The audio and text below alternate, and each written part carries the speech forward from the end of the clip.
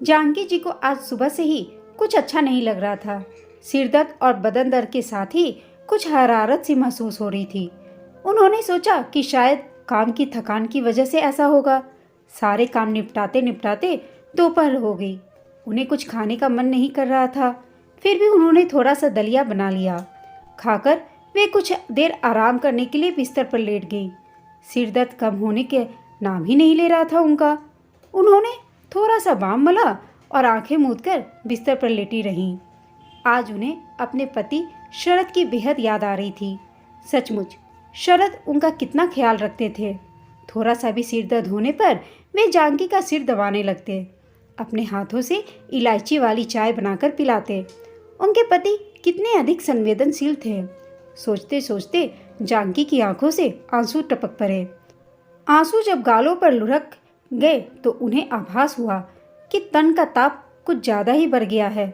उन्होंने थर्मामीटर लगाकर देखा तो पारा 103 डिग्री तक पहुंच गया था। जैसे तैसे वे हिम्मत जुटाकर उठी और स्वयं ही ठंडे पानी की पट्टी माथे पर रखने लगी। उन्होंने सोचा कि अब ज़्यादा देर करना ठीक नहीं रहेगा। रात बहुत हो गई है।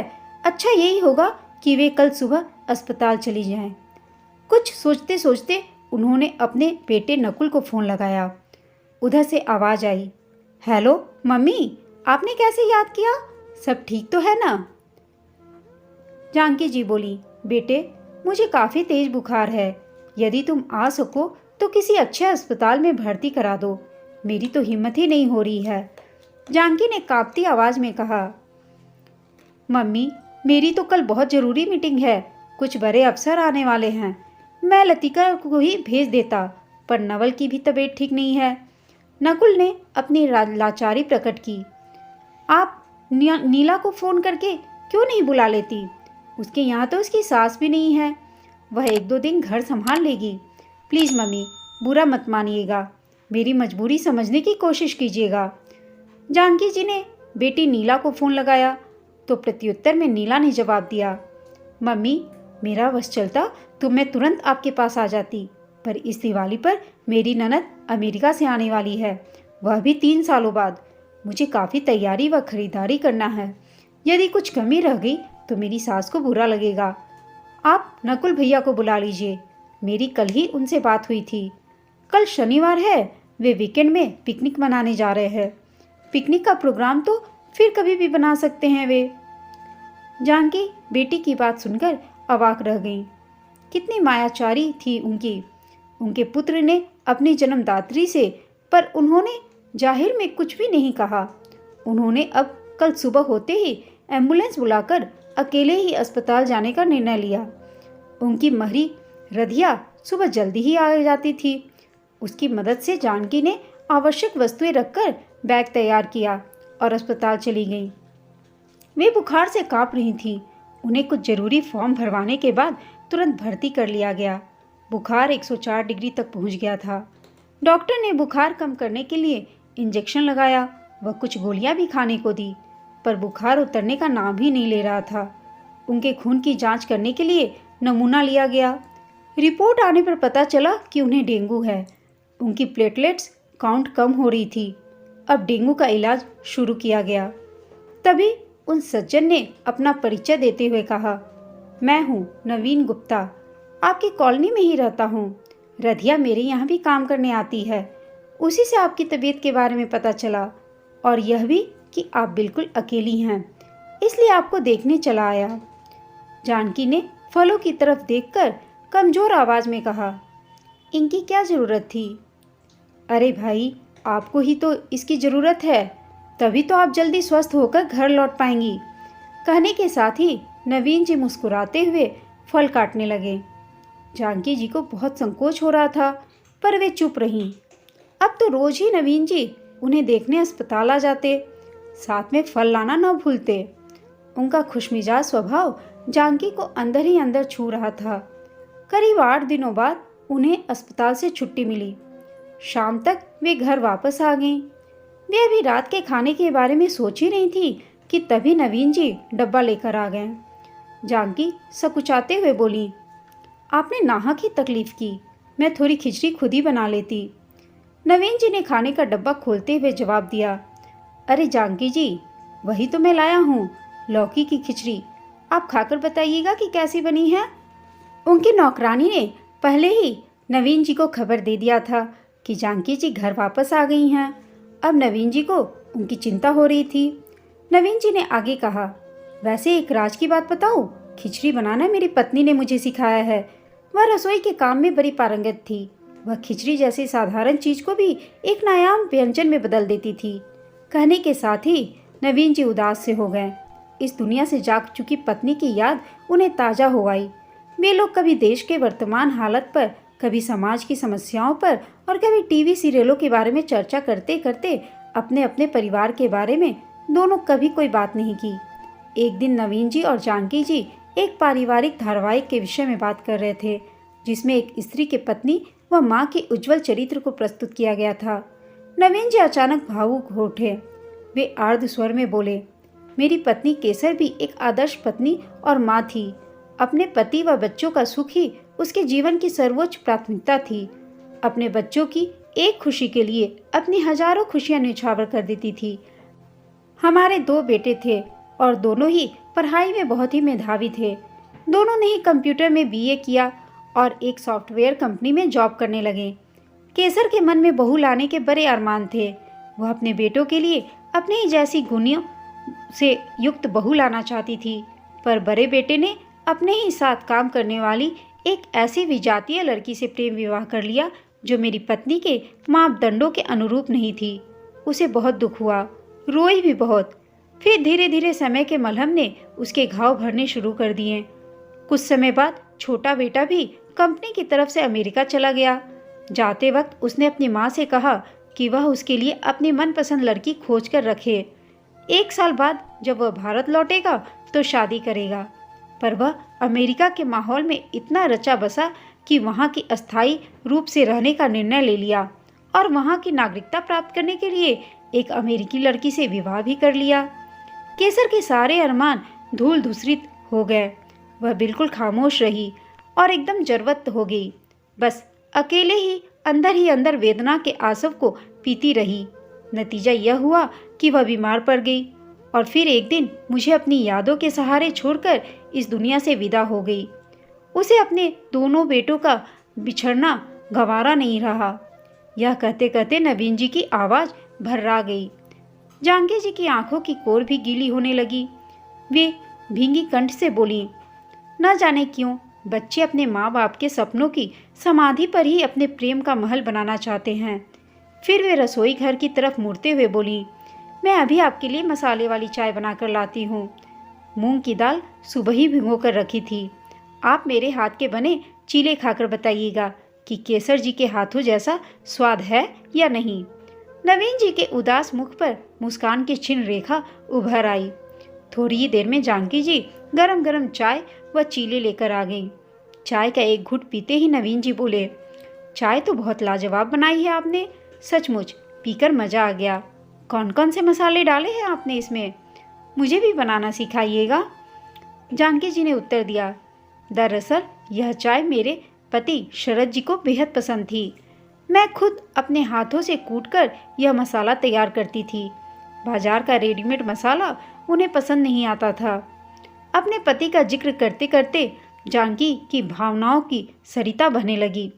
वे भावातिरेक होकर बोली, शरद जी और मुझ में आपसी समझ बहुत अच्छी थी। प्रतिकूल परिस्थितियों में सदैव उन्होंने मुझे संबल प्रदान किया।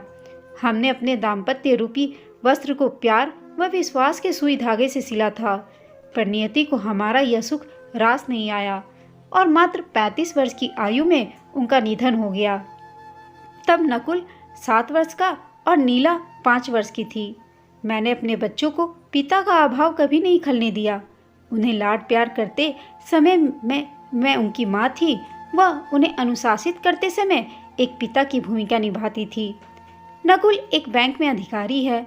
उसकी पत्नी लतिका एक कॉलेज में लेक्चरर है। नीला के पति विवेक जी इंजीनियर हैं। वे लोग भी इसी शहर में हैं। उनकी एक बेटी भी है। सेवानिवृत्त होने के बाद मैं फ्री थी, इसलिए जब कभी दोनों को जरूरत पड़ती नकुल और नीला मुझे बुला लेते, पर बाद में काम निकल जाने के बाद उन दोनों के व्यवहार से मुझे स्वार्थ की गंध आने लगती थी। मैंने अपने मन को समझाकर तसल्ली देती थी कि यह मेरा कोरा भ्रम है, पर सच्चाई तो कभी न कभी प्रकट हो ही जाती है। बात उस समय की है जब लतिका दोबारा गर्भवती थी। तब मुझे उन लोगों के यहाँ कुछ माह रुकना पड़ा था। एक दिन नकुल ने बड़े प्यार से मुझे लाड प्यार करते हुए बोला, मम्मी, आपके हाथों का बना मूंग का दाल का हलवा खाए हुए बहुत दिन हो गए। लतिका को तो बनाना ही नहीं आता। मैंने उत्साहित होकर अगले ही दिन पीठी को धीमी धीमी आंच पर भूनकर बड़े ही मनोयोग से हलवा तैयार किया। भले ही रात को हाथ दर्द से परेशान रही। अब तो नकुल खाने में नित नई नई फरमाइशें करता और मैं पुत्र प्रेम में रोज ही सुस्वादु व्यंजन तैयार करती। बेटे बहू तारीफों की झड़ी लगा देते, पर मुझे पता नहीं था कि मेरे बेटे बहू प्रशंसा का शहद चटा चटा कर मेरा देह दोहन कर रहे हैं। एक दिन रात को मैं दही जमाना भूल गई। अचानक मेरी नींद खुली तो मुझे याद आया कि मैं किचन की तरफ जाने लगी। तभी बहू की आवाज़ मेरे कानों में पड़ी।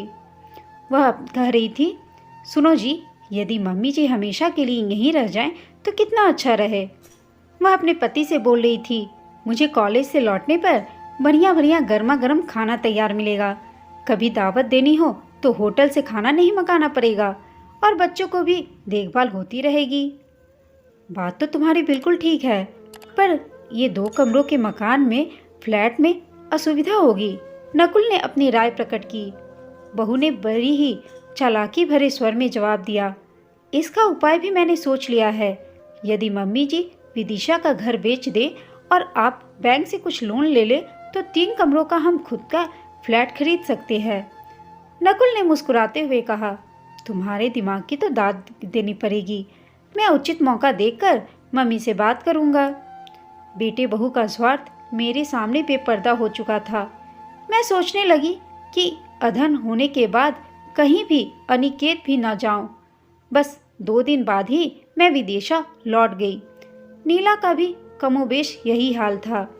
उसकी भी गित दृष्टि मेरे मकान पर थी। नवीन जी, मैं काफ़ी अर्थाभाव से गुजर रही हूँ। मैंने बच्चों को पढ़ाया, नीला की शादी की। यह मकान मेरे पति ने बड़े ही चाव से बनवाया था।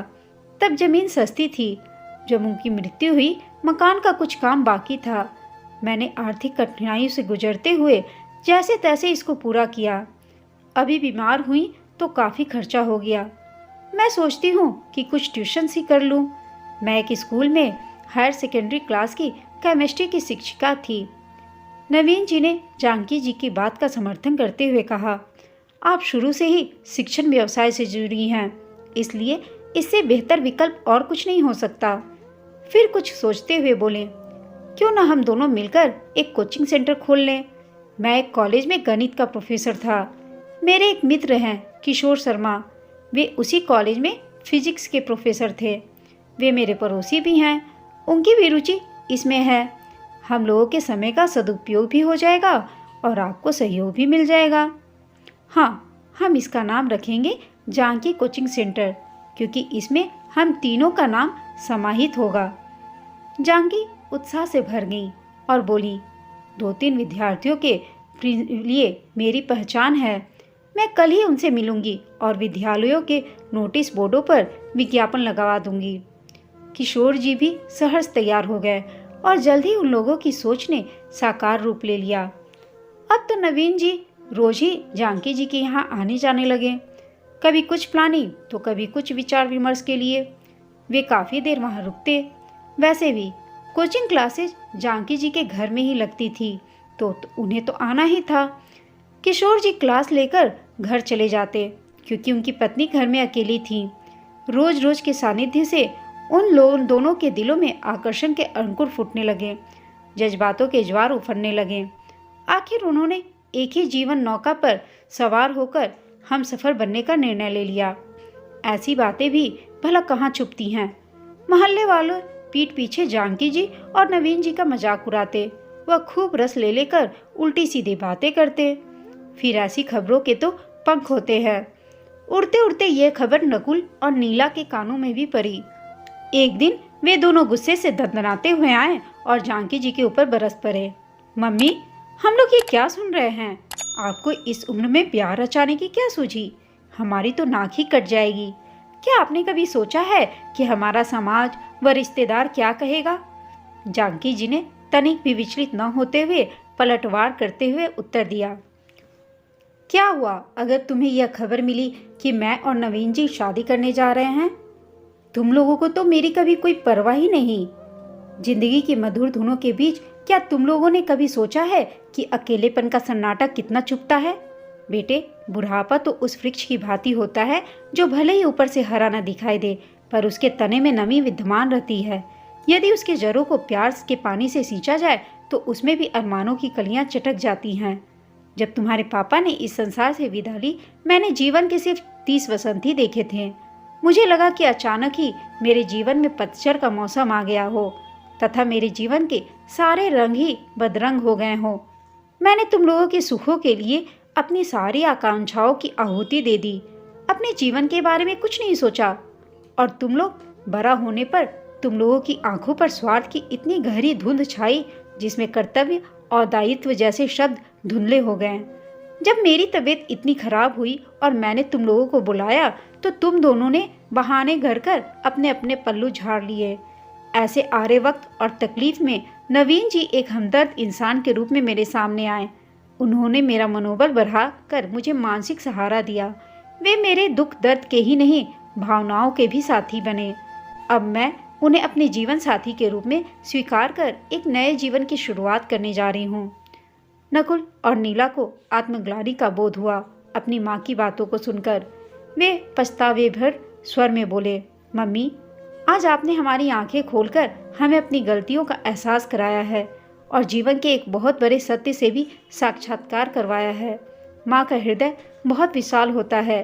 हमारी भूलों के लिए आप हमें क्षमा कर दीजिए। आप सही कह रही हैं कि हम दोनों तो अपने जीवन में बहुत व्यस्त हैं और आप यहाँ अकेली रहती हैं। आपकी देखभाल करने वाला कोई नहीं है। आपके जीवन में हमेशा खुशियों के गुलाब महकते रहे, ऐसी हम लोगों की मंगल कामना है आपके लिए।